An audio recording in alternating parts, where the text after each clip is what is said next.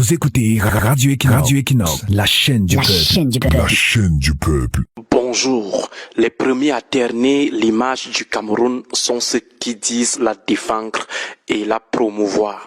Ils sont même les seuls dans cette entreprise de noircissement de l'image du pays.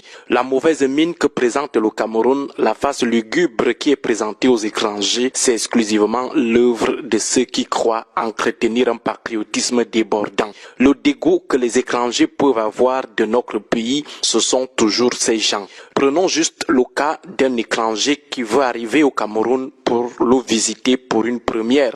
À partir de son pays de départ, au premier contact avec notre ambassade, il comprend rapidement qu'il a affaire à un pays qui se promène nu devant le monde entier sans gêne, sans une once de honte. Il comprend qu'il est en train de mettre ses pieds dans un pays qui a décidé de ne pas fonctionner comme les autres.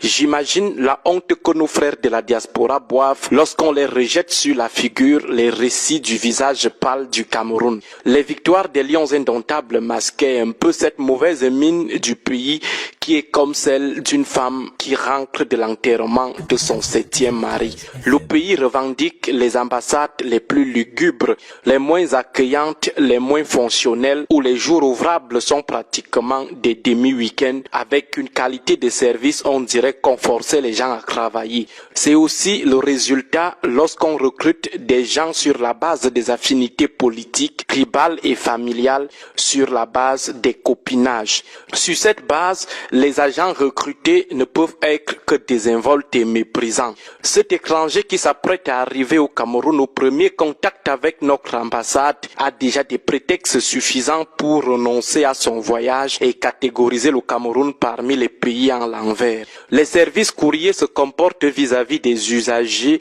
surtout vis-à-vis de leurs frères camerounais, comme s'ils avaient affaire aux lépreux, aux gens qui portent des maladies contagieuses. Sur 10 appels pour joindre les services de nos ambassades, vous avez la certitude que 8 tomberont sur le répondeur. Et sur les 2 appels qui vont trouver preneur, un seul sera sanctionné d'une réponse favorable et dans un ton méprisant. La demande de visa est plus que jamais un parcours de Golgotha. Le traitement ne se fait qu'après 1000 relances. On vous répond à peine, il faut s'armer de patience et surtout de sang-froid pour ne pas se laisser emporter par le stress. Avec l'ultra-informatisation des procédures, informatisation à la camerounaise, les lenteurs ont connu une certaine inflation.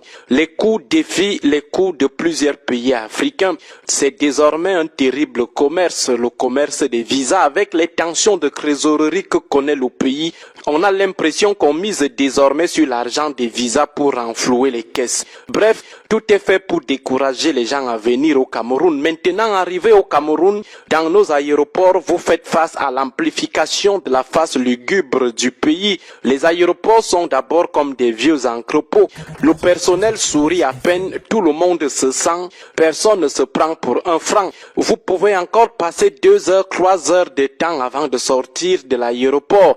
Et c'est là où se développent toutes sortes de marchandages, de monnayage et de trafic d'influence. L'étranger qui vient d'atterrir est conforté dans ses appréhensions. Effectivement, il est dans un pays qui refuse de faire comme les autres. À la sortie de l'aéroport, à l'extérieur, il aperçoit des centaines de personnes debout, stationnées comme des réfugiés. Même les femmes enceintes, les personnes âgées, les petits-enfants, les handicapés, tout le monde est debout, sous le soleil caniculaire d'un Simalène, sous la pluie battante et à des heures tardives de la nuit, tout le monde est debout. Et pour cause, aucune salle d'attente n'est aménagée pour accueillir ceux qui viennent attendre ou accompagner leurs proches. Cet étranger comprend finalement le niveau d'égard que nos gouvernants ont pour leur population. Il comprend rapidement ce que c'est que le Cameroun. Simplement décevant. Bon début de semaine à tous. Je confirme ce que beaucoup d'entre vous ont entendu. Radio Equinox, première sur l'info.